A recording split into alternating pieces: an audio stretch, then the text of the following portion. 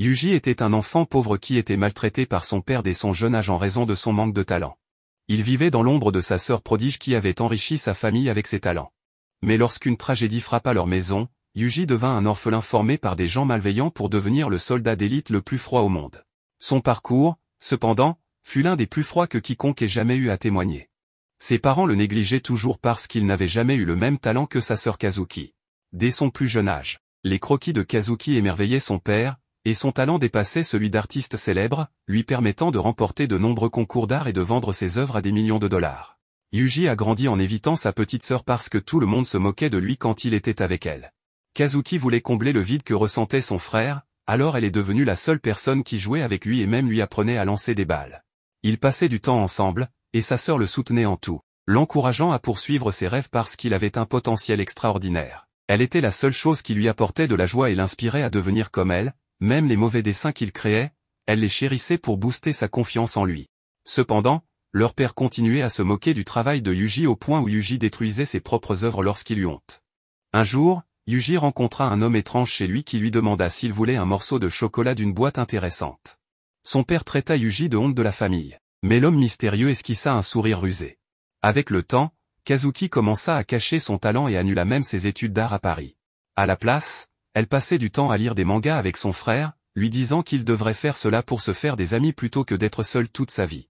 Elle ne voulait pas que Yuji devienne la même personne que leur père et lui disait de commencer à se faire des amis.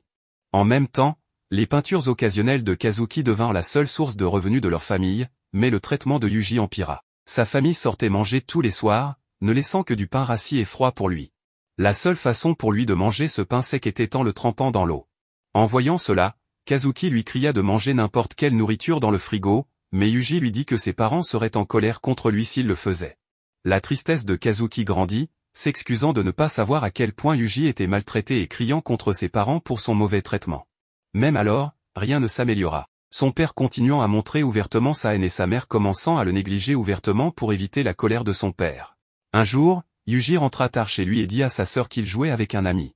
Kazuki se demanda si c'était une fille, ce à quoi il répondit que oui, mais il s'inquiétait qu'elle puisse maltraiter sa nouvelle amie. Elle lui dit qu'elle essaie de déterminer si ses amis sont appropriés pour lui et se fâche contre lui de constamment se lier d'amitié avec des filles. La jalousie de Kazuki grandit, et elle lui crie qu'il doit obtenir sa permission pour être ami avec des filles. Yuji accepte, et elle prend sa main en lui disant qu'elle trouvera la bonne fille pour lui un jour. Plus tard le même jour, Kazuki lui demande s'il aimerait prendre un bain avec elle en tant que frère et sœur normaux. Quelque temps après, Kazuki s'inscrit dans un lycée régulier et rejoint l'équipe de basket pour cacher ses talents incroyables. Ses amis deviennent comme des pions pour elle, car elle les manipule, mais son influence s'étend à sa manipulation de ses parents, et cela effraie Yuji plus que tout. Cependant, Yuji dépend de sa sœur, souhaitant pouvoir continuer à vivre de cette façon pour toujours jusqu'au jour de la tragédie. Un bus s'est écrasé dans un ravin, et une fille aux cheveux rouges était la seule survivante. Le père de Yuji est tombé dans la dépression et s'est tourné vers l'alcool. Sa colère a commencé à croître, et sa mère le cachait chaque fois que son père rentrait à la maison. La seule chose dont Yuji se souvenait était d'entendre son père crier sur sa mère en disant simplement « Je suis désolé ». Il est devenu le pire père imaginable, alors Yuji et sa mère ont fui vers un nouveau domicile où elle le traitait enfin comme un fils normal. Ils trouvaient le bonheur ensemble, même s'ils étaient fauchés, tant qu'ils étaient loin de leur père. Cependant, leur paix ne durerait pas, et 1 an plus tard, le père de Yuji les avait enfin retrouvés. Il dit à la mère de Yuji qu'elle lui pondra un autre œuf en or, et Yuji essaie de dire à son père d'arrêter. Il ne pouvait pas supporter de voir sa mère comme ça, mais son père le projeta dans le réfrigérateur. Pendant que cela se produisait, Yuji regarda son père déterminé à le terminer enfin. Il se souvient de sa sœur lui demandant quelle main il utiliserait pour tuer un homme. Il s'empare d'une bouteille de vin et la casse contre la tête de son père le mettant hors d'état de nuire. Il réconforte sa mère, et il lui demande jusqu'où il devrait courir cette fois-ci. Elle lui dit de partir en premier et qu'elle le rejoindra ensuite, lui donnant toutes ses économies. Elle lui dit de courir jusqu'à la gare et lui souhaite bonne chance en faisant cela seul. Sans perdre de temps, Yuji obéit à sa mère et court jusqu'à la gare. Mais des heures passent, et il commence à entendre les sirènes des ambulances. Alors qu'il retourne chez lui, il découvre que son père a été poignardé et entre dans sa maison pour découvrir qu'il ne pourra plus jamais parler à sa mère. Depuis ce jour, sa conscience s'est estompée, et il s'est réveillé plus tard à l'intérieur d'un hôpital avec seulement une note laissée par sa mère. Elle lui demande pardon en se demandant où elle s'était trompée tout en souhaitant qu'il puisse continuer à vivre. Ne sachant pas où aller en tant qu'orphelin, l'homme mystérieux est devenu son tuteur et a commencé à l'habiller comme sa petite sœur. Mais Yuji a tenté d'ignorer son tuteur harceleur car il avait maintenant un endroit où manger et dormir. Les nuits passaient, mais lors de l'une d'entre elles, un garde du corps de Rei est venu et était prêt à harceler Yuji, mais a rencontré son destin grâce à Yuji. Rei est entré, surpris que Yuji ait pu aller jusqu'au bout, et le félicite de s'être défendu comme il aurait dû. Yuji demande si Rei est en colère mais Rei lui dit qu'il fera de lui un outil fort et l'envoie dans son camp militaire pour l'entraîner. Il passait ses journées à s'entraîner pour devenir le soldat le plus froid, et il se trouvait être la pupille préférée de Rei. Mais cela n'a fait que pousser les autres enfants à continuer de l'intimider. Il n'y avait qu'une seule personne qui était gentille avec lui, une fille nommée Marlene qui n'avait aucun souvenir de son passé. Elle le traitait bien, lui sauvegardait même de la nourriture, et il pensait qu'elle était la seule personne sur laquelle il pouvait compter. Rei se faisait appeler Oslo sur cette île et s'entraînait même avec des couteaux réels avec Yuji. Il lui apprenait à se fier aux couteaux et à tuer avant d'être tué, car tout le monde dans ce monde était son ennemi, y compris sa propre famille. Oslo lui a fait un lavage de cerveau en lui faisant croire qu'il était son seul allié. Le jour de l'examen final arriva, et son test consistait à tuer la personne devant lui, qui n'était autre que Marlene. Il se préparait à l'affronter et commençait à courir vers elle, la frappant et la renversant. Son agilité surpassait la sienne, et ses coups la renversaient. Même lorsqu'elle essayait de se relever, il lui asséna un coup de pied qui la fit retomber au sol. Mais les souvenirs de sa mère blessée par son père ont commencé à lui revenir en mémoire. Il se souvenait des images qu'il avait vues ce jour-là, et son esprit commençait à se briser pendant le match. Marlene l'a utilisé à son avantage en l'envoyant au sol tout en se tenant au-dessus de lui avec un sourire de maniaque. Elle commençait à le frapper et Yuji croyait que tout cela était pour expier son péché d'avoir tué son père.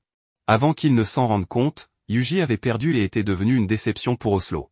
À l'intérieur de la cellule de prison, Marlene venait soigner ses blessures en pleurant et s'excusant de lui avoir fait du mal, car elle aurait souhaité ne pas lui avoir fait ça. Marlene continuait à essayer de le nourrir et était la seule à lui parler jusqu'au jour de sa remise de diplôme. Elle lui dit au revoir et qu'elle le reverrait, mais c'était la dernière fois qu'il la voyait et parlait avec elle. L'infirmière révéla la triste nouvelle à Yuji après son premier travail, et Yuji se demandait s'il aurait pu la sauver en la battant au lieu d'être gentil. Après avoir obtenu son diplôme, Yuji prit sa première mission d'assassinat et se déguisa en femme de ménage dans la chambre d'un homme riche. Pendant qu'il était distrait, Yuji parvint à accomplir sa mission avec brio. Ces assassinats continuaient d'être des réussites jusqu'à ce qu'un jour ils ont fait irruption dans la maison d'Oslo. Les forces de l'ordre détruisirent toutes les personnes se trouvant sur leur chemin et encerclèrent presque Oslo après avoir détruit toutes ses défenses de sécurité. Ils découvrirent un passage souterrain derrière une porte en acier qui le protégeait. Après l'avoir fait exploser, ils ne trouvèrent qu'un enfant aux cheveux blancs assis à l'intérieur et soudain, les cheveux blancs de Yuji sont tombés. Asako regarde le garçon, se rendant compte qu'il a trouvé quelque chose d'intéressant et Oslo parvint à s'échapper à part l'eau. Asako décida de prendre Yuji avec elle au Japon.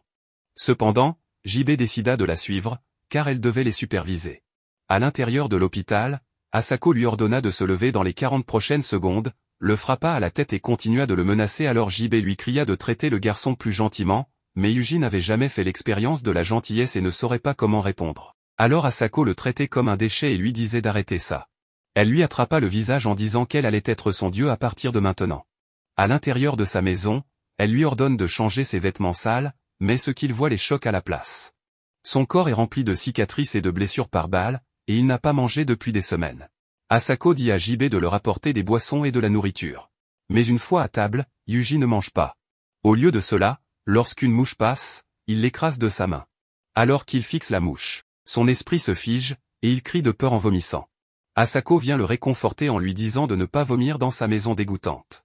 Il dort la nuit, et Asako réalise que son esprit est plus brisé qu'elle ne le pensait, car pendant qu'elle le baignait, elle a vu 2 blessures par balle, d'innombrables entailles de couteaux et des os cassés.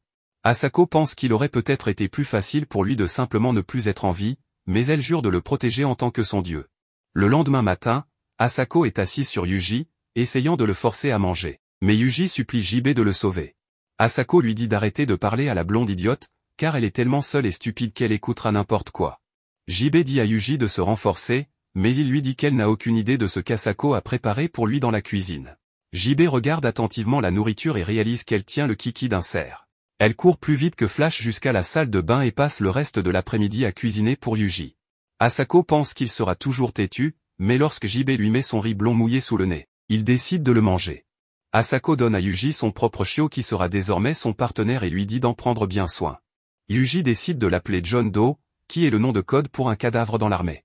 Asako le regarde jouer avec son chiot, et JB pense que c'est la première fois qu'elle le voit agir comme un vrai enfant. Quelques mois passent, et Asako décide de quitter son emploi pour l'agence de renseignement. JB la met en garde en lui disant qu'elle sera emprisonnée ou exécutée si elle démissionne comme ça, et elle se demande si Yuji est la raison de son changement. Asako révèle qu'elle a peur de mourir parce qu'elle doit s'occuper de Yuji, mais qu'elle commence aussi à perdre la vision de son œil et ne peut plus être une bonne tireuse d'élite. La nuit, elle sort et voit Yuji fixant les étoiles en pleurant. Yuji continue de grandir, et alors qu'il court, il se souvient des paroles d'Asako selon lesquelles il doit courir plus vite pour être populaire auprès des filles à l'école primaire. Alors qu'il continue de grandir, Asako lui dit que courir ne suffit pas au collège, et que ce sont les mauvais garçons capables de se battre qui attirent les filles. Elle commence à le former pour qu'il devienne fort afin qu'il se batte pour de bonnes raisons, au lieu d'utiliser sa force pour faire du mal aux autres. Elle lui enseigne à utiliser tout ce dont il a besoin pour gagner, alors il appelle son chien pour la mordre. Enfin, elle lui enseigne que les combattants sont populaires uniquement au collège et que les filles aiment seulement les personnes intelligentes au lycée. Asako lui fait lire toutes sortes de livres, que ce soit des mangas ou des œuvres non fictionnelles, lui disant qu'elle lui achètera tout. Après toute cette lecture, Yuji trouve Asako en train de nettoyer son arme en fumant. Elle lui demande s'il a déjà tiré avec l'une de ses armes à feu et l'emmène dans la nature le lendemain. Il tire son premier coup de feu à 300 mètres et le manque complètement. Cependant, déterminé à réussir le prochain tir et Asako lui promet un cadeau s'il réussit. Yuji vise et tire, touchant la cible comme promis. Asako lui donne alors un étui portant le numéro 9029, qui était son numéro d'agent. Ce fusil de sniper sera désormais celui de Yuji. Cependant, elle lui dit qu'il doit suivre son propre chemin sans jamais abandonner. Yuji demande à Asako s'il peut l'appeler maître parce qu'à ses yeux, elle n'était ni une mère ni une sœur, et certainement pas un père. La seule chose qu'elle est devenue pour lui est seulement sa maîtresse. Pendant l'hiver, Asako rassemble des munitions pour Yuji, et ils partent ensemble à la chasse. Il vise un cerf, mais Asako lui dit de ne pas gaspiller une seule balle, car cela coûtera de l'argent aux contribuables. Cependant, Yuji hésite et ne peut pas appuyer sur la gâchette. Asako réalise sa faiblesse et ne le blâme pas, car il a traversé des choses plus que n'importe quel autre enfant. Un jour, Yuji se réveille au bruit de son chien aboyant, mais il découvre qu'un ours a pénétré dans leur maison. Rapidement, Yuji se précipite dans sa chambre et prend son arme, mais revient seulement pour voir John se faire mordre par l'ours. Il prend pour cible l'ours pour sauver son chien, mais son esprit l'empêche d'agir, et il échoue à tirer sur l'ours. Alors que l'ours s'éloigne, Yuji rassemble son courage pour récupérer son chien. Sa vie de peur ne l'empêchera plus de sauver ceux qu'il aime. Alors qu'il court et est prêt à viser, il glisse sur la neige et tire, bloquant son arme. L'ours le remarque et est prêt à le dévorer vivant, mais Yuji utilise son couteau pour trancher l'ours. L'ours le repousse d'un seul coup, et l'esprit entier de Yuji clignote avec les mots pour en finir ici avec un simple bâton. Il crève l'œil de l'ours avec un bâton et pointe son arme sur la tête de l'ours. Un bruit de feuillage se fait entendre à proximité, et il voit quelques oursons s'approcher de son chien, car c'est leur nourriture. Yuji se demande pourquoi son chien, pourquoi sa famille est devenue leur nourriture.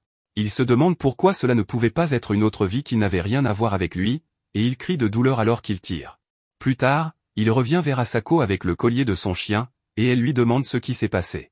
Yuji n'a pas pu tuer l'ours à la fin et lui dit que peu importe à quel point il a essayé, c'était inutile. Elle le serre contre sa poitrine en lui disant que ce n'est pas grave. Il passe le coucher du soleil à enterrer le collier de son chien, et Yuji souhaite pouvoir être aussi fort qu'Asako pour pouvoir mourir heureux. Asako lui dit que sa vie n'est pas juste une excuse sans signification jusqu'à sa mort et qu'elle sait qu'il ne peut pas tuer quoi que ce soit à moins qu'elle ne lui donne un ordre direct. Cependant, elle lui rappelle que sa nourriture et son abri sont fournis par les contribuables, alors il est redevable de s'assurer qu'il peut les protéger. Dans le passé, Asako lui dit qu'il n'aurait pas pu mourir avant d'avoir tué 10 ennemis, mais maintenant il doit sauver 10 personnes. Elle lui dit que cela n'a pas d'importance s'il est trop faible pour appuyer sur la gâchette pour lui-même, mais qu'il ne doit jamais hésiter à le faire pour sauver la vie d'un autre. Elle l'encourage à prendre plus confiance à lui sinon il aura des problèmes dans le futur. Un jour, alors que Yuji cuisine, JB le regarde et Asako révèle à JB que Yuji a grandi et n'est plus un puceau, ce qui la surprend. JB lui demande ce qu'elle sous-entend, et Asako lui dit qu'elle a bien entendu et dit qu'elle était sa partenaire, ce qui énerve JB. Asako dit que cela fait aussi partie de la formation de Yuji et cela est le rôle de son instructeur. JB lui crie disant qu'elle n'a jamais entendu parler d'une telle chose dans la formation de nouveaux recrues. Asako lui dit que son attitude est la raison de sa virginité. Asako dit qu'ils sont un homme et une femme qui vivent ensemble depuis 2 ans. Yuji se souvient d'être sous la douche avec Asako et elle lui demandant quand était son anniversaire. Yuji lui dit que c'est aujourd'hui son anniversaire, alors elle lui demande ce qu'il voudrait comme cadeau. Yuji lui dit qu'il veut un meilleur gardien. Elle le mord et il rougit, alors elle lui dit qu'elle lui offrira le meilleur cadeau de tous. Il lui demande ce que c'est, et elle dit quel sera le cadeau. C'est ainsi que s'est passé sa première fois. Et JB demande s'ils ne l'ont fait qu'une seule fois. Asako dit qu'ils ont complété le développement de l'intrigue chaque jour depuis. Yuji revient avec les ramens, et JB fait semblant de ne pas parler de quoi que ce soit, de peur que Yuji les ait entendus. Asako lui dit que c'est pourquoi elle n'a jamais connu l'extase. Elle lui demande d'essayer parce qu'elle l'a bien entraîné, et lui dit de boire quelques verres entre-temps. Après quelques bouteilles, Asako appelle pour donner à Yuji une mission spéciale maintenant que JB est complètement saoul. Elle veut que Yuji lui fasse passer un bon moment. Il l'entraîne dans la chambre et ne la laisse pas partir. Il l'appelle par son prénom, et au lieu de manger le dîner copieux qu'il préparait, elle se retrouve dévorée par son fusil charnu. Encore quelques années passent, et la santé d'Asako commence à décliner. Yuji remarque que ses mains tremblent chaque fois qu'elle commence à boire et la supplie d'arrêter parce qu'elle est tout ce qu'il lui reste. Peu importe le nombre de fois où il lui demande si elle est malade, elle lui mentirait en lui disant que non. Mais il a remarqué quelque chose qui cloche avec son corps. Elle commence à divaguer de plus en plus, et sa santé commence à la faire manquer le travail. C'est devenu si grave qu'elle ne pouvait même pas répondre au téléphone lorsqu'elle recevait un appel, alors Yuji devait répondre à sa place. De l'autre côté, un agent ordonne à Asako de répondre à la mission en cours et invoque l'article 9, la menaçant d'emprisonnement si elle refuse. En raison de sa santé actuelle, Yuji commence à assumer ses missions. Quelques jours plus tard, JB demande à Asako pourquoi elle ne lui a pas parlé sur place, mais Asako lui avoue qu'elle n'était pas la personne faisant le travail. JB réprimande Asako pour avoir fait faire les travaux à Yuji de la même manière qu'Oslo l'a forcé, mais Yuji insiste sur le fait que c'est sa décision, car il veut un jour rembourser Asako. JB s'inquiète que Yuji soit emporté par le mode de vie d'Asako, mais Yuji insiste sur le fait que c'est la seule façon pour lui de trouver un sens à sa vie. JB crie sur Asako et emmène Yuji dehors, tirant des balles dans son plafond alors qu'elle part. Au-dessus de la rivière, Yuji révèle qu'il a dit à Asako qu'il voulait être exactement comme elle et se demande si JB savait quelle était la réponse d'Asako. JB lui dit qu'Asako ne voudrait probablement pas de lui dans ce monde mais elle est heureuse que Yuji l'admire. JB lui demande une dernière fois s'il veut vraiment emprunter ce chemin, mais il lui dit que c'est la seule façon pour lui de rembourser la dette qu'il a envers eux. Après leur départ, Asako lui dit qu'il part aux États-Unis pour fréquenter une école militaire. Après son arrivée aux États-Unis, il prend un bus pour le camp militaire et un grand homme noir lui demande ce qu'il a fait pour se retrouver ici avec eux, et Yuji révèle que c'est parce qu'il a mis fin à la vie de ses parents. Cela le surprend, mais Yuji dit qu'il plaisante. Après avoir été certifié, Yuji dit à l'homme qu'il devrait acheter ses propres chaussures s'il ne veut pas attraper le pied d'athlète. Le soldat se demande comment il le sait, et Yuji révèle qu'il est soldat depuis qu'il est enfant, mais l'homme pense qu'il plaisante. Dans la chambre, l'homme l'appelle un garçon asiatique, mais Yuji lui dit qu'il est japonais et se présente en tant que Yuji. L'homme se moque de lui et l'appelle Eugène parce qu'il a l'air efféminé, mais Yuji le corrige et lui dit que sa musique folle le rend comme un fou.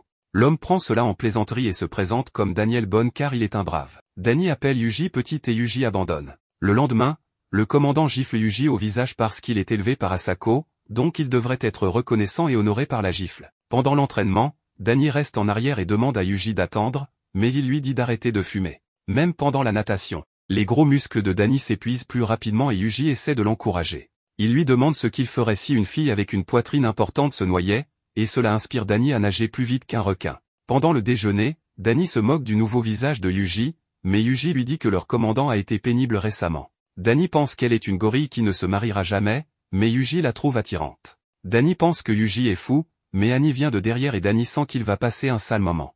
Lors de la pratique au stand de tir, Yuji tire toutes les balles en plein dans le mille, ce qui surprend le commandant, car Asako était la seule à accomplir un tel exploit en tant que meilleure tireuse du monde. Une fille entend leur conversation et voit Yuji être récompensé en tant que premier au tir. Elle vient le voir plus tard dans la nuit pour lui parler. Elle se présente comme Millie, et Yuji se demande pourquoi seules les femmes pressantes s'approchent de lui. Près de la piscine, il la retient après qu'elle l'ait frappée jusqu'à ce qu'elle s'excuse. Il la reconnaît comme la deuxième meilleure tireuse et lui demande ce qu'elle veut. Elle lui dit qu'elle veut un autre match avec lui et il lui donne aussitôt un coup au visage. Mais Millie lui dit qu'elle parlait de tir de précision et ils vont s'entraîner ensemble avec son arme. Le match consiste à toucher une boîte de tomates et s'il y arrive, il gagne. Yuji dit que la probabilité qu'il réussisse le tir en un coup est de 0. Mais Millie lui raconte que son père frappait ses cibles lorsqu'elles étaient hors de portée, mais elle dit qu'elle ne le croyait pas à cause de son état d'ivresse et de ses mensonges. Le premier tir de Yuji rate, et elle lui dit de se détendre car il lui reste seulement 6 balles. Yuji lui demande quelle couleur est le ciel aujourd'hui, vise et tire, touchant la cible. Il lui dit que son père n'était probablement pas en train de mentir, et Millie trouve en lui une personne de confiance. Après cette journée, son entraînement est terminé, et il est envoyé à l'étranger pour son examen final à bord du navire. Danny lui demande ce qu'il a acheté avec son argent, car il a pu obtenir une voiture, mais Yuji révèle qu'il n'a acheté qu'une montre pour dame. Danny se moque de sa montre et de la persuasion asiatique de Yuji, disant que Yuji donne à Millie la petite aiguille des heures tandis que Danny pourrait lui donner la longue aiguille des minutes, causant des dégâts émotionnels. Millie entend son langage vulgaire et elle lui donne un coup de pied. Pendant qu'ils se disputent, un gars bizarre joue à un simulateur de rendez-vous avec sa petite sœur, perdant la tête lorsqu'elle retire son armure narrative. Il se demande comment il peut faire cela sans honte et se demande dans quelle langue il parle. Yuji, étant cultivé dans ce domaine, sait qu'il doit être un autre homme de culture du Japon. Jour après jour, Yuji est commandé de faire ce qu'on lui dit et de renforcer sa confiance jusqu'à ce qu'un jour, il soit déployé sur le véritable champ de bataille à l'intérieur de la forêt. Yuji regarde son escadron, un ancien voleur de voitures et voyou d'Arizona, une pauvre fille qui se prostituait dans les toilettes, un otaku d'anime qui veut sa sœur et enfin, un tireur d'élite incapable de tuer personne. Ils étaient le groupe le plus inutile de toute l'armée, mais Danny interrompt ses pensées et lui demande s'il veut attraper cet oiseau pour la nourriture. Yuji vise et tire, touchant l'oiseau, mais il commence à vomir. Il se demande comment il pourrait gérer le fait de tuer une personne si c'est ainsi qu'il réagit à un oiseau. À l'intérieur de leur tente, ils sont interrogés par leur commandant sur le terrain. Leur jour à poser des pièges ont commencé, mais une nuit, Yuji réalise que des ennemis les attaquent. Ils se mettent en position, et la bataille commence. Yuji tire pour neutraliser l'ennemi mais vomit après avoir tiré. Ses amis continuent de combattre en première ligne en attendant des renforts, mais Yuji commence à faiblir. Son commandant lui dit de fermer les yeux et de réaliser que tous ses amis, sa seule famille, pourraient mourir. Ceux avec qui il a partagé tout ce temps, le rire et la nourriture, sont sa famille, combattant pour le protéger de l'ennemi. Le commandant lui dit que l'ennemi est inhumain et qu'il est normal d'hésiter à tuer des gens, mais il ne devrait pas rester là à regarder sa famille mourir impuissamment. Son commandant lui dit de les tuer et qu'il assumera l'entière responsabilité, lui donnant la permission de le faire. Un par un, les ennemis tombent, et même si Yuji n'aime pas ça, le commandant continue de compter le nombre d'ennemis neutralisés. Aucun tir n'est gaspillé, et toute la ligne de front ennemi est anéantie. Yuji continue de vouloir combattre, mais le commandant l'arrête, lui disant que tout va bien maintenant et qu'il peut dormir en paix. Après être tombé inconscient, Yuji se réveille dans le giron de Millie, qui le réconforte. Elle lui dit que tout le monde a été sauvé grâce à lui et qu'ils se soutiendront toujours mutuellement. Elle lui promet qu'elle ne le laissera jamais mourir. Après un certain temps sur le champ de bataille, sa détermination devient plus forte, et il n'est plus influencé par les batailles constantes et les explosions autour de lui. Cependant, Danny commence à perdre de vue le sens de cette guerre et ce que signifie même la victoire. La mission prend fin, et Yuji survit avec tous ses amis. En rentrant chez lui, Danny s'approche de Millie et lui demande si elle va bien avec son petit ami qui la quitte. Elle lui dit qu'ils ont dit leurs adieux hier et qu'ils ont mis fin à leur relation. Danny tente alors de la réconforter de manière inappropriée. Millie regarde par la fenêtre où Yuji était et prie Dieu pour que Yuji trouve le bonheur dans la vie et soit béni dans tout ce qu'il fait. Dans le crépuscule qui se rassemble, Yuji embarque dans un avion pour rentrer chez lui. C'était un jour venteux quand il est revenu dans sa montagne familière, et les sentiers étaient tels qu'il s'en souvenait. Son accueil était Asako, qui pense qu'il a l'air plus mature après un grand développement de l'intrigue. Yuji dit à Asako que voir son visage était la première fois qu'il était content d'être en vie. Il lui dit qu'il ne sait pas quoi faire de sa vie, mais qu'il veut lui consacrer chaque instant. Après cela, il termine sa formation finale après l'aéroport international de Vancouver. Et c'était la dernière fois qu'il voyait le visage souriant et amical de Danny. Alors que tout le monde pleurait, Yuji se demandait quand la blague de Danny allait prendre fin. Quelques mois passèrent, et lors d'une mission de Yuji en Espagne, JB l'appela pour rentrer immédiatement car Asako s'était effondré. La seule information qu'il avait reçue était qu'il s'agissait d'une condition chronique résultant de multiples tirs au cours de sa vie. Les médecins ont essayé de la soigner, mais son corps était devenu extrêmement fragile en raison des substances qu'elle avait été forcée de prendre pendant son déploiement.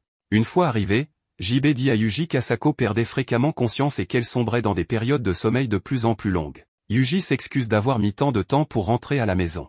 Il prend la main d'Asako et lui demande s'il est en train de mourir, à quoi elle répond oui. Elle s'excuse de lui avoir toujours menti en lui disant qu'elle resterait en vie avec lui.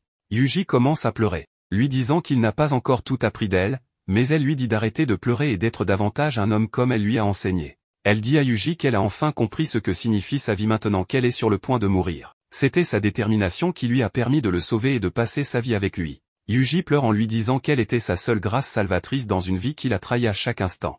Il lui dit qu'il voulait croire en elle jusqu'à la fin parce qu'elle était la seule raison pour laquelle il vivait. Asako lui dit de vivre sa vie pour lui-même à partir de maintenant, car c'est le genre d'homme qu'elle a toujours voulu qu'il devienne. Il lui dit qu'il ne peut pas et qu'il n'a survécu que grâce à elle. Chaque fois qu'il avait froid, elle était la chaleur à laquelle il pouvait se tourner. Il se demande quel genre d'avenir ce sera sans elle, mais elle l'encourage à le découvrir par lui-même, à continuer de se battre et de lutter, et à devenir l'homme qu'elle a toujours voulu qu'il devienne. Elle lui dit qu'elle a accepté qu'elle va partir, mais Yuji lui demande qui lui a donné la permission, même si c'était Dieu. Yuji veut le combattre pour la garder à ses côtés. Asako lui dit d'arrêter d'être si ridicule. Il passe le reste du temps avec elle, et elle lui dit que les étoiles sont très jolies aujourd'hui. Yuji regarde dehors et lui dit que les étoiles sont vraiment très jolies aujourd'hui. Asako lui rappelle qu'elle se souvient de lui regardant les étoiles et pleurant quand il est venu vivre avec elle pour la première fois. Elle lui demande à quoi il pensait, mais Yuji lui dit qu'il ne peut pas se souvenir. Asako rit en lui disant qu'elle savait quelle serait sa réponse.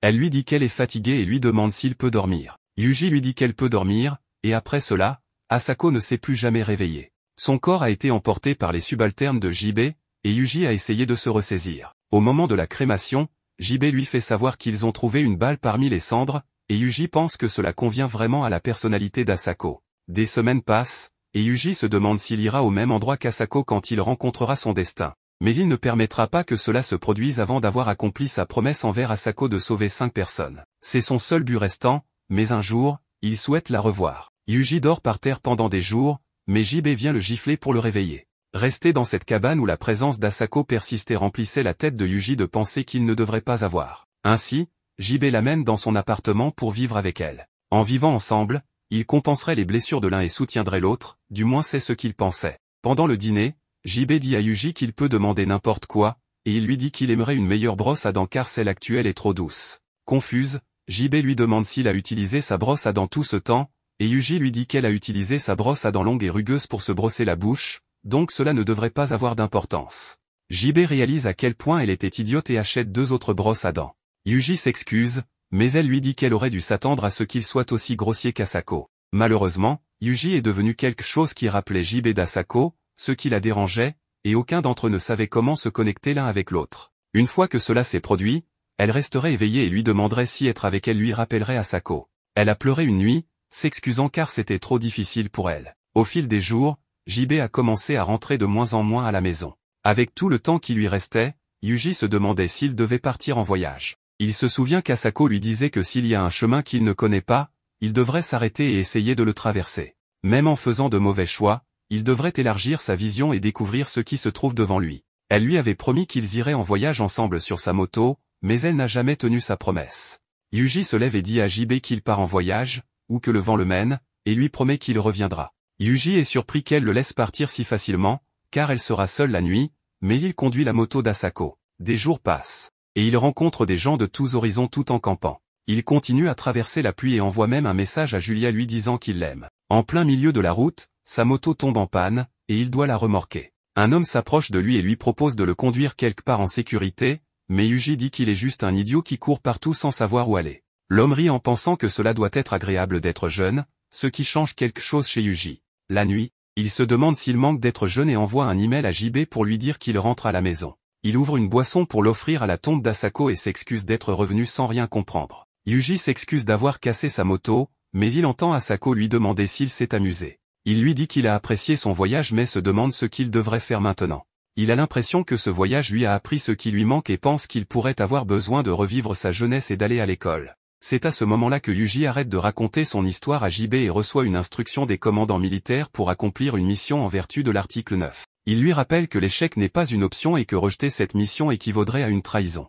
Yuji se met en position couchée visant directement sa cible. Il entend la boîte à musique qu'Oslo jouait pour lui et les paroles qui l'ont convaincu de devenir l'homme qu'il est aujourd'hui. Yuji a confirmé la cible dans sa lunette, mais il commence à réaliser que c'est le pire scénario possible. Quelques mois plus tard cependant, Yuji était assis en face d'un détective criminel qui l'interrogeait sur son identité après tout. Apparemment, il n'a pas de parents, pas de frères et sœurs et pas d'amis, alors l'officier a crié dans un accès de rage lui demandant s'il est un assassin.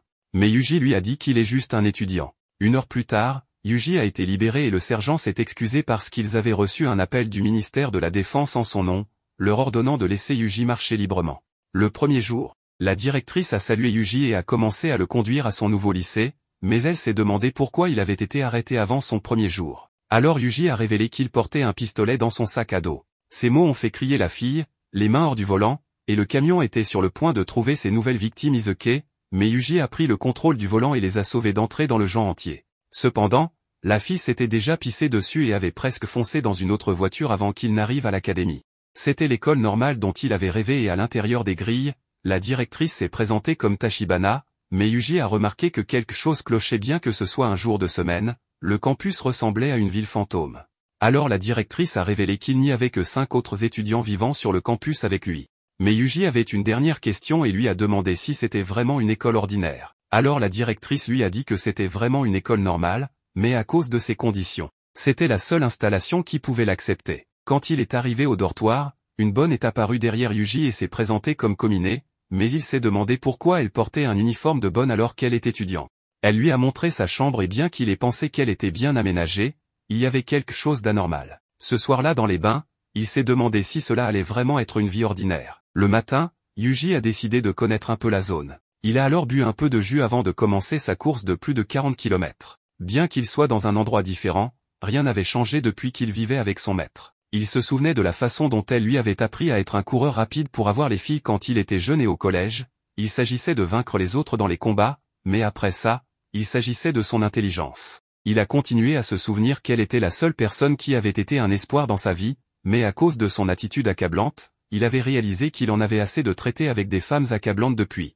Au moment où il a ouvert la porte pour partir, une fille aux cheveux rouges est tombée devant lui et a exposé son armure d'intrigue tandis qu'une autre tête orange a couru devant lui et a sauté sur le canapé. La fille aux cheveux rouges a sauté sur elle et a commencé à essayer de lui brosser les cheveux et Yuji s'est demandé pourquoi cela ressemblait à une mise en place d'intrigue. Il a essayé de se présenter aux filles, mais la fille aux cheveux rouges a été choquée d'entendre son nom.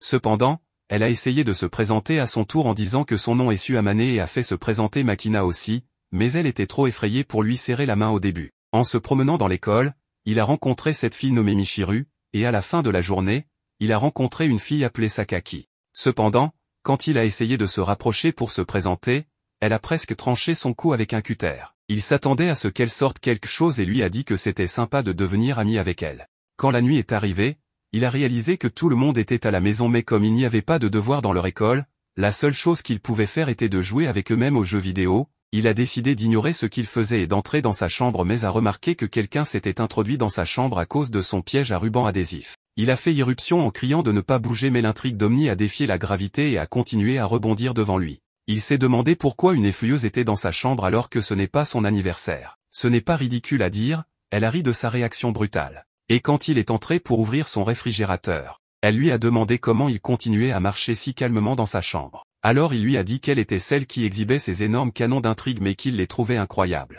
Quelques minutes plus tard, elle lui a dit qu'il semblait habitué aux femmes alors elle s'est demandé s'il avait une grande sœur à gérer. Yuji a révélé qu'il en avait une jusqu'à ce qu'elle décède. Alors Amane s'est excusé de l'avoir amenée. Cependant, elle voulait lui demander le nom de sa sœur et Yuji lui a dit que c'était Kazuki. Entendre ce nom l'a choqué. Mais elle a finalement fini de se changer et lui a demandé si elle était belle. Mais Yuji lui a dit qu'elle est trop exposée. Elle l'a trouvé froid, mais lui a demandé ce que ces mystérieux conteneurs sur la table étaient. Alors il lui a dit que c'était son dîner. Après avoir entendu à quel point son repas allait être misérable, elle a décidé qu'elle allait lui préparer le dîner en tant que sa nouvelle grande sœur.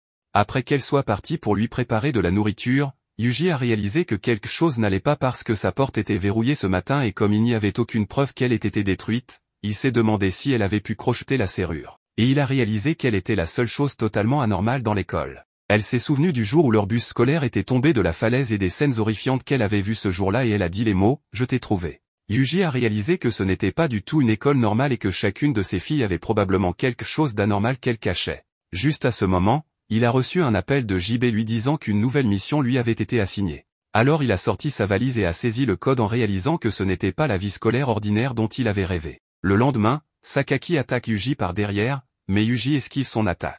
Sakaki est surprise de le voir esquiver et Yuji lui dit que pour lui le temps passe 2 fois moins vite. La fille pense qu'il ment mais Yuji reste sur sa position et la fille trouve cela impardonnable. Un moment après, elle se retire et dit à Yuji de ne pas penser être tiré d'affaire. Après cela, la scène se dirige vers Aman et Sashi qui discutent ensemble avec Yuji. Aman lui dit qu'il n'aurait pas dû s'approcher de Sakaki sans prévenir. Aman utilise alors ses pieds pour toucher ceux de Yuji, ce qui le surprend et lui fait retirer ses pieds en frappant son livre sur la table. Sashi ne comprenant rien, observe tout cela silencieusement. Aman trouve qu'il est sans émotion mais Yuji dit que face au danger, il peut se révéler sensible. Après cela, on voit Yuji assis seul sur un banc en lisant mais pense qu'il fait trop chaud. Soudain, il se retourne, et remarque une fille endormie derrière lui dans le jardin. Il se rapproche, vérifie son pouls et voit qu'elle respire toujours. Il voit aussi une pomme sur sa poitrine, alors il ramasse la pomme, mais remarque qu'elle n'a pas l'air empoisonnée. Après avoir ressenti le vent, il comprend pourquoi la fille s'est endormie sous l'arbre et il repose la pomme. Ensuite, il s'assied sous un arbre et se met à lire un livre. La fille se réveille, s'étire, prend la pomme et commence à la manger. Pendant ce temps, Yuji l'observe sans dire un mot. Ensuite, La fille se dirige vers une mare pour nourrir les poissons, en leur disant de bien manger et de devenir bien dodu. Yuji est surpris par l'appréhension des choses de cette fille. Soudain, elle voit un écrevisse dans la mare et essaie de l'attraper. Il l'effraie par son approche et elle a failli tomber dans la mare mais Yuji la rattrape et remarque qu'elle est très légère. La fille le remercie de l'avoir sauvée. Alors qu'elle part, Yuji lui demande pourquoi elle l'évite, et aussi si elle se rappelle de son nom. Il lui dit de l'appeler Yuji mais elle se sent embarrassée de l'appeler par son nom, alors elle décide de l'appeler grand frère. Après cela, il lui pêche l'écrevisse, ce qui réjouit Makina, mais elle remarque à quel point la pièce est rouge et se demande ce que cela signifie. Yuji lui explique alors que cela veut dire que l'écrevisse est bien nourrie car si ce n'était pas le cas, elle serait bleue. La fille est surprise mais veut voir l'écrevisse avec cette couleur alors Yuji lui donne quelques conseils. Avant le test, elle doit relâcher l'écrevisse et la repêcher elle-même. La soirée arrivée, Makina remercie Yuji d'avoir s'amusé avec lui et décide de rentrer avec l'écrevisse pour faire son test. Après cela, elle commence à partir mais s'arrête et revient vers Yuji pour lui donner sa pomme avant de s'en aller. Yuji prend la pomme, dit merci et trouve que cette petite est une drôle de fille. Sakaki observe toute la scène depuis le toit de l'école. À ce moment, un flashback est montré où Sakaki se dispute avec son professeur. Sakaki dit que comme c'est un lycée de filles, il n'est pas approprié de garder Yuji ici. Le professeur répond qu'elle ne peut rien faire à ce sujet car Yuji n'a pas encore causé de problème ni reçu de plainte. Après sa plainte chez la prof, Sakaki s'absenta de l'école et USA de tous les moyens pour dénicher des infos sur Yuji. Mais plus elle avançait dans l'enquête, plus les recherches se compliquaient. Malgré tous ses efforts, Sakaki n'a rien sur Yuji. Elle trouve que Yuji n'est pas un homme normal et qu'elle ne tolérera pas son existence, donc elle se prépare pour le combat du lendemain. Ici, une scène est montrée où Sakaki essaie de tuer Yuji à plusieurs reprises, mais Yuji l'esquive à chaque fois. Voyant cela, toutes les filles se demandent ce qu'elles font. À ce moment-là, Sakaki glisse et tombe, et en regardant en arrière, elle voit Yuira en train de rire. Sakaki le regarde avec des yeux furieux, ce qui fait peur à Yuira, et elle se rend compte que personne ne la regarde sauf elle, mais Sakaki ne dit rien et s'en va. Ensuite, Yuji va voir son professeur pour lui poser des questions sur Sakaki. Là, il apprend que Sakaki tient beaucoup à ses amis, mais elle ne veut pas le montrer aux autres. Elle a peur que Yuji fasse quelque chose qui pourrait nuire à son amitié avec eux, et elle ne veut pas que ses amis deviennent proches de Yuji, c'est pour cela qu'elle essaie de l'éliminer. Yuji avoue être mal à l'aise dans cette école comme s'il était dans une mission d'infiltration mais la prof trouve qu'il a l'air de s'amuser, ce que Yuji ne peut nier. La prof avoue à Yuji que toutes les filles présentes dans l'école ont une raison particulière liée à sa présence. Yuji sort pour prendre l'air et regarde vers le ciel, en se disant que malgré son adaptation, il ne pourra jamais rattraper le temps perdu. À ce moment-là, Makina arrive et Yuji lui demande si elle veut quelque chose mais Makina dit que non. Ils partent tous les deux au distributeur et ils prennent chacun un jus et la boivent ensemble. Makina demande à Yuji de lui raconter une histoire rafraîchissante vu qu'il fait chaud et Yuji lui narre une histoire de son ancienne école. Après les cours, Aman est surpris de voir que Makina et Yuji s'entendent si bien et veulent savoir comment il en est arrivé là. Yuji lui dit que cette entente a été spontanée mais Aman lui conseille de se lier d'amitié avec Sakaki aussi dans la foulée. Ensuite, les trois continuent à discuter ensemble. Soudain, Aman voit quelque chose et appelle Yuji, lui disant que quelqu'un l'attend à la porte. Ici, nous voyons JB qui appelle Yuji mais il ne veut pas y aller. Finalement il se laisse tenter et la rejoint en lui demandant ce qu'elle veut. Elle lui dit qu'elle est juste venue voir s'il est capable de vivre normalement dans une école ordinaire. Yuji lui dit que jusqu'à maintenant, il n'a pas encore eu de problème mais fait remarquer que la venue de JB pourrait être ce problème en question. JB lui dit qu'il n'aura pas de problème vu le passé qu'elle lui a fabriqué, mais Yuji ne veut pas mentir aux autres. JB lui conseille de se tenir à son rôle s'il ne veut pas avoir une mort accidentelle. Mais Yuji lui fait remarquer que c'est pour cela qu'il lui avait interdit à JB de venir le voir à l'improviste. Après cela, elle part ce qui surprend Yuji car il pensait qu'elle était venue le voir pour le travail mais c'était une visite amicale, car si c'était pour le travail, elle l'aurait contacté avant de venir. Soudain, elle se souvient de quelque chose, et demande à Yuji pourquoi il n'a pas utilisé le billet de train qu'elle lui avait acheté, et a préféré passer par la frontière à pied. Yuji répond qu'il déteste le train mais JB lui dit qu'il est un abruti pour avoir marché plus de 200 km, ce qui lui a valu un tour au commissariat. Alors qu'il la fixe, JB lui dit d'arrêter cela, car il le fait passer pour quelqu'un de gonflante et Yuji dit que c'est le cas. Après cela, elle monte dans son bolide et fait une manœuvre de marche arrière et prend la route. Maintenant, Yuji se demande comment il va expliquer la situation aux autres. Ensuite, Yuji est entré et est allé dans la classe. Toutes les filles la regardaient. Aman s'est avancé et s'est tenu devant lui, en lui demandant qui était JB. Plusieurs filles se sont également tenues derrière elle le visage crispé. Yuji répond qu'il s'agit de sa garante doublée de sa patronne, ce qui surprend Aman. Elle veut savoir ce qu'il fait comme travail et Yuji explique qu'il s'occupe des ordures et du ménage dans divers endroits. Aman suppose donc qu'il est agent d'entretien ordinaire. Yuji s'assoit et dit qu'il ne veut plus de questions car le cours commence bientôt. Aman aussi s'assoit en face de lui, tout en lui demandant si JB et lui sont en couple, mais Yuji dit que ce n'est pas le cas. Et elle trouve cela mystérieux. Elle lui demande ce qu'il fait avant de venir ici, ce qui suscite l'attention de Sakaki. Il dit qu'il faisait le gigolo pour une femme plus âgée que lui et qui prenait soin de lui. Aman pense que c'est JB, mais Yuji dit que JB est l'ami de cette femme et il la dépouille à la place de l'autre qui est morte. En contrepartie, JB l'exploite au travail, donc elle n'a aucune raison de se plaindre. Maintenant, Aman est sûr que Yuji n'a pas de petite amie, donc elle s'en va. Alors qu'il se tourne, il croise le regard de Yuria et commence à le taquiner, cela la gêne énormément. Ensuite, la scène tourne vers la soirée où Yuji rentrait chez lui. Soudain, Sakaki a tenté de l'attaquer par derrière, mais Yuji l'a arrêté et a dit « Ce n'est pas bien d'attaquer quelqu'un par derrière ». Sakaki commence à trembler de peur. Yuji s'avance et ramasse le cutter, mais elle recule. Yuji lui dit qu'il ne lui veut pas de mal, lui demande de le juger après l'avoir observé et en ce moment elle pourra l'éliminer après ses observations. Puis il rend l'arme à Sakaki et rentre dans sa chambre. Elle l'arrête et lui demande de lui révéler son point faible. Yuji refuse, mais Sakaki est déterminé à le trouver, alors il lui souhaite bonne chance en l'appelant par son nom.